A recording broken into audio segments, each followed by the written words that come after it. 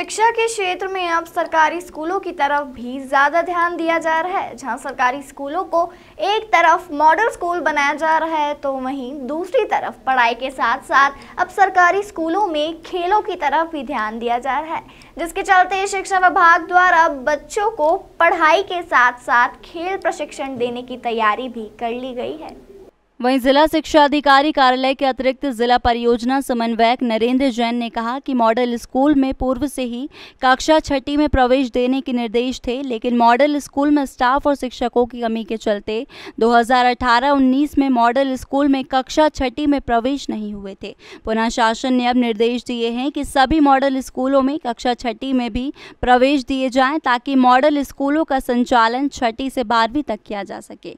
वहीं कुछ मॉडल स्कूलों को सीएम राइज स्कूल के रूप में भी चयनित किया गया है। इंदौर जिले के भी 3 मॉडल स्कूल को सीएम राइज के रूप में भी चयनित किया है और इस कारण से अब इन स्कूलों में भी कक्षा छठी से ही नए सत्र से प्रवेश देने की प्रक्रिया शुरू होगी। इंदौर जिले में 4 मॉडल स्कूल हैं। इंदौर, देपालपुर, सावेर, महू, जिसमें से 3 model school Depalpur, Sanwer, Mhow CM rise school के रूप में भी चयनित हो चुके हैं। इन सभी स्कूलों में सत्र 2022-23 से छठी में प्रवेश दिए जाएंगे और मॉडल स्कूल उत्कृष्ट स्कूलों में जिला स्तरीय चयन परीक्षा हो चुकी है और मार्च में उस परीक्षा का परिणाम आना शेष है। परीक्षा के परिणाम के आधार पर ही मॉडल स्कूलों में प्रवेश दिया जाएगा। इसके बाद में भी अगर सीटें रिक्त रहती हैं तो कक्षा 8वीं में ग्रेड ए में उत्तीर्ण होने वाले छात्रों को भी प्रवेश दिया जा सकेगा। हर प्रत्येक स्कूल से हमने एक खेल प्रभारी का नाम मांगा था, वरिष्ठ कार्यालय के निर्देश थे।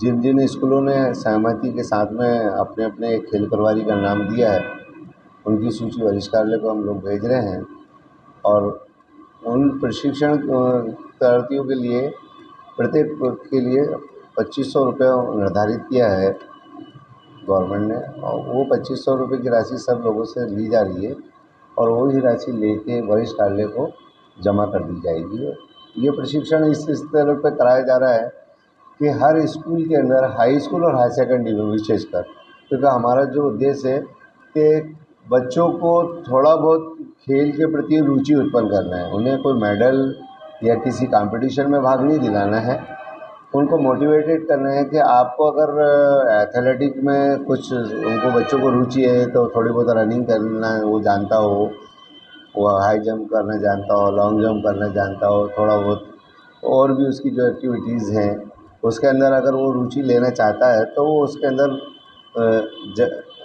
अंदर वो जा सके। बस बच्चे को उस तरफ मोटिवेटेड करने का एक उद्देश्य है कि जैसे 15 खेलों की ट्रेनिंग होनी है तो 15 खेल में से कम वो 2 खेलों में अपनी रुचि बच्चा रखता हो। ऐसे उनका मूल्यांकन होगा, एक तरीके से उनकी छटनी होगी। और ऐसे बच्चों को अगर आसपास में कोई खेल गतिविधियां हो रही होंगी या कहीं ग्राउंड चल रहा होगा या कोई एसोसिएशन वाले का अगर लोग बच्चों को सिखा रहे होंगे तो कोशिश करेंगे हम उन लोगों को बोलकर जी इन्हें खेल प्रभारी का प्रशिक्षण दे रहे हैं कि इन बच्चों को थोड़ा मोटिवेटेड करके उन ग्राउंड तक के ले जाएं, क्योंकि गांव की प्रतिभा बाहर नहीं आ पाती है। प्रतिभा आती है अधिकतर शहरों से। ग्रामीण हमारा खेलों के क्षेत्र में पिछड़ा हुआ है, उसी को गवर्नमेंट आगे लाने के लिए ये प्रयास कर रही है कि हर विद्यालय में गांव तक ये खेल की जो 15 खेलों की गतिविधियां हैं उसकी एक प्राइमरी जानकारी चली जाए और बच्चों को उन जानकारियों से वे अवगत करा पाएँ। तो राज्य शिक्षा केंद्र भी इसके अंदर राशि स्कूलों को भेज रहा है ताकि वो खेल की सामग्री खरीद लें। तो वो जो खेल की सामग्री अगर उन्होंने खरीदी है तो उस खेल की सामग्री का उपयोग वो कैसे करेंगे। अब ऐसा तो है नहीं कि सामग्री खरीद ली, स्टाफ में एंट्री कर दी और रख दी है उसको प्रत्येक दिवस बच्चों को बांटना है, उन्हें बताना है, उसको खिलाना है, उसका उपयोग बताना है जितना हो सके। ऐसा ज़रूरी नहीं है, इसके लिए कोई स्पेशल नहीं है कि वो व्यायाम शिक्षक होना चाहिए, वो पीटीए ही होना चाहिए, वो खेल का शिक्षक होना चाहिए, ऐसा नहीं है। वो एक प्राइमरी जानकारी उसको होना चाहिए।